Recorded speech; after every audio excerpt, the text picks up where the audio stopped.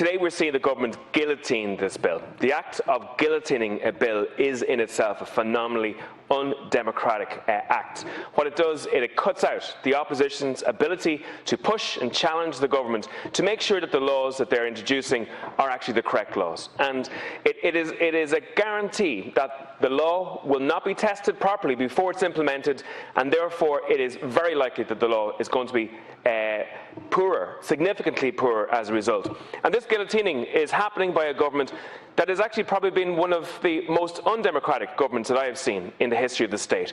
Indeed, on most occasions throughout the last 15 months, the government has bypassed the opposition and the Oireachtas. It has treated the members of the opposition simply like a decoration. It's an incredible thing that's happened over the last while. And in all of this is allowed, it is facilitated by a piece of legislation that is in itself grossly undemocratic, that radically gives powers, undemocratic powers, and I would say at times unconstitutional powers to the government. And there's no doubt in my mind that if you have a government that's unchecked, naturally you're going to have a situation where that government is going to make mistakes, it's going to push its power to the limit, and that's what happens. And what we've seen over the last number of months is incredible things happen. We've seen, as I said before, a Donegal helpline where people are encouraged to tell on each other. We've seen pregnant mothers having to watch their partners in car parks below, can't be joined by those partners. We've seen Gardaí going into churches. We've seen Protestant pastors arrested.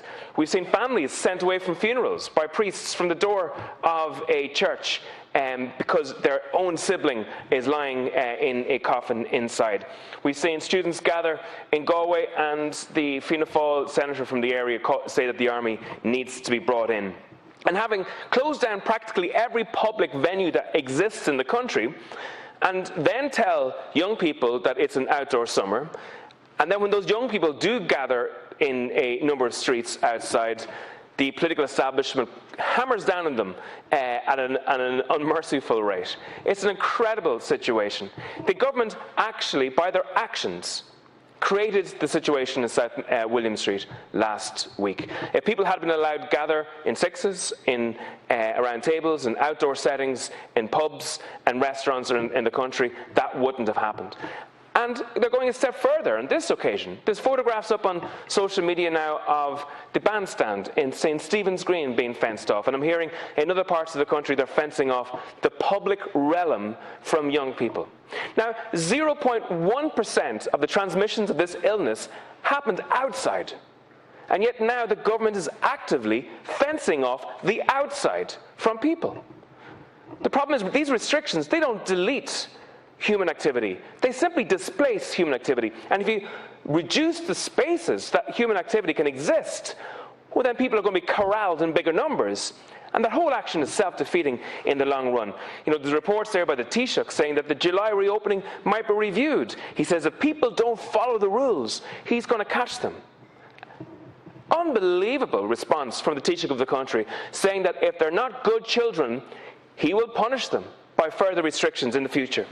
One of the issues that's really frustrated me over the last while is that there is a really virulent variant at the moment. I call it the Dáil variant.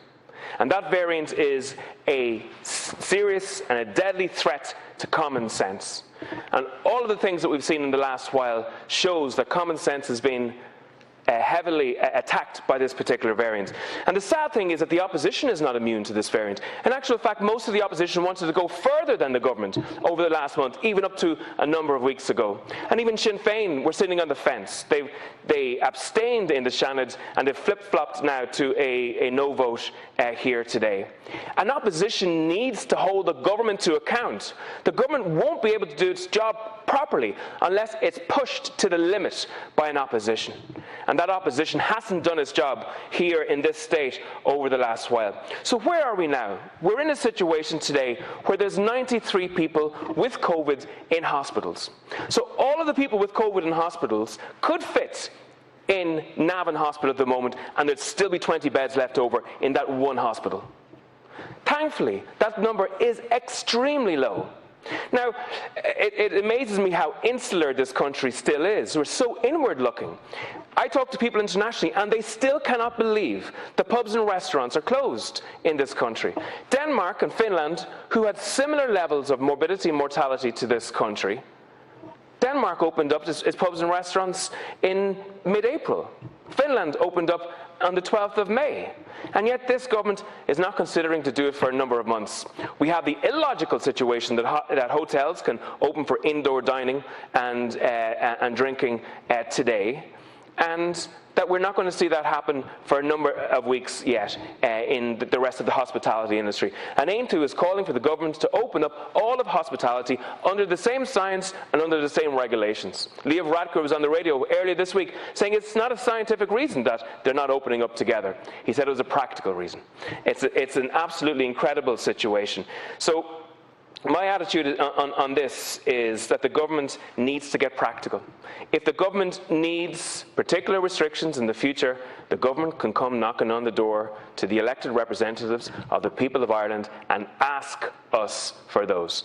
And if we, in our wisdom, if we have that, consider it logical at that point in time, due to the evidence at hand at that point in time, well then that's where the decision is made. But writing the government a blank check in this situation is absolutely illogical, because they spent it in a manner which was completely over the top and unfair and undemocratic previously. I would urge all the opposition not just to vote against the government amendment, but to vote against any extension of the restrictions. I've heard opposition leaders here say today that the time has passed for these restrictions, yet their amendments seek to continue those restrictions for another 6 weeks potentially. They talk about not giving the government a blank check for another 6 months, but are happy to write it until the end of July or the end of September or whatever arbitrary date that they've chosen.